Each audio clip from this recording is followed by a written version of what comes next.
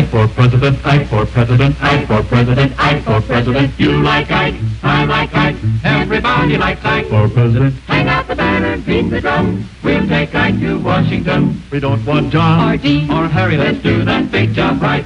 Let's get in step with the guy that's hep, get in step with Ike. You like Ike, I like Ike, everybody likes Ike for president. Hang out the banner, beat the drum, we'll take Ike to Washington. We'll get where we are going, travel day and night for president. Let Adelaide go the other way, we'll all go with Ike. You like Ike, I like Ike, everybody likes Ike for president. Hang out the banner, beat the drum, we'll take Ike to Washington. We'll take Ike to Washington.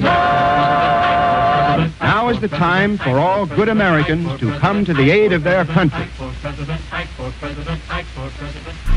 Dwight Eisenhower was the 34th President of the United States. He served 2 terms from 1953 to 1961.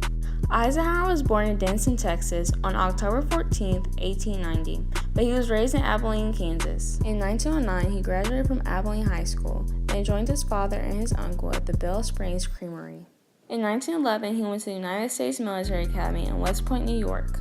After graduating in 1915, he was stationed in Texas, where he met Mamie Dowd. 18 months later, they got married on July 1, 1916. In 1918, they had their first son, Dowd Dwight, who died at the age 3 due to scarlet fever. Mamie gave birth to their second son, John Eisenhower, in 1922. Prior to World War II, he was a lieutenant colonel in the Philippines. He was brought back to the U.S. in 1939. Eisenhower was quickly promoted from lieutenant colonel to major general. He commanded the invasion of North Africa in 1942. Which was followed by the invasion of Sicily and mainland Italy in 1943 and the invasion of France in 1944.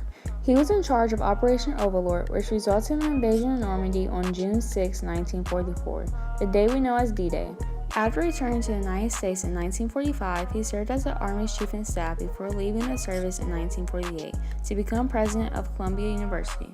In 1950, Eisenhower returned to the military service when President Truman asked him to become NATO Supreme Commander, which was a newly created position. 2 years later, he stepped down from his NATO position and ran for president. In the November 1952 election, he won by a landslide victory.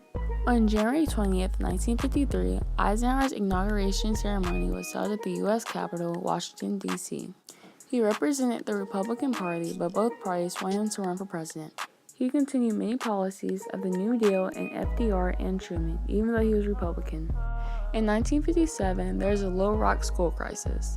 The governor of Arkansas didn't want to let African American children into the all-white school. So Eisenhower sent federal troops to make sure that those students got their education there. His accomplishments included an armistice that ended the Korean War, a ramping up of the Cold War, where he increased surveillance against communism. He was the father of the interstate highway system, and he also created NASA. His hobbies included photography, painting, cooking, and golfing. Eisenhower was the first U.S. president constitutionally prevented from running for a re-election to a 3rd term. He was a leader, honest, and faithful to his country. After his time in office, Eisenhower and his wife moved to a farm in Gettysburg, Pennsylvania. He spent more time with his wife and painting. After his presidency, he did not retreat from the politic life. President Kennedy reactivated Eisenhower's commission. Eisenhower kept his office at Gettysburg College for the rest of his life. Later, he died from congestive heart failure in 1996 in Washington, D.C. It not be considered serious international misconduct to manufacture a general war scare in an effort to achieve local political aims. Pressures such as these will never be successfully practiced against America. But they do create dangers which could affect each and every one of us. That is why I have asked for the privilege of again addressing you. This world of individual nations is not going to be controlled by any one power or group of powers. This world is not going to be committed to any one ideology.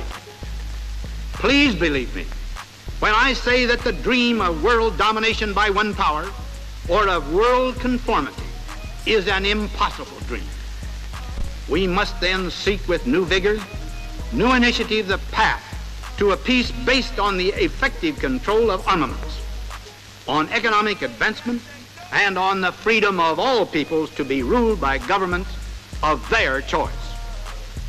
Only thus can we exercise the full capacity God has given us to enrich the lives of the individual human beings who are our ultimate concern, our responsibility, and our strength.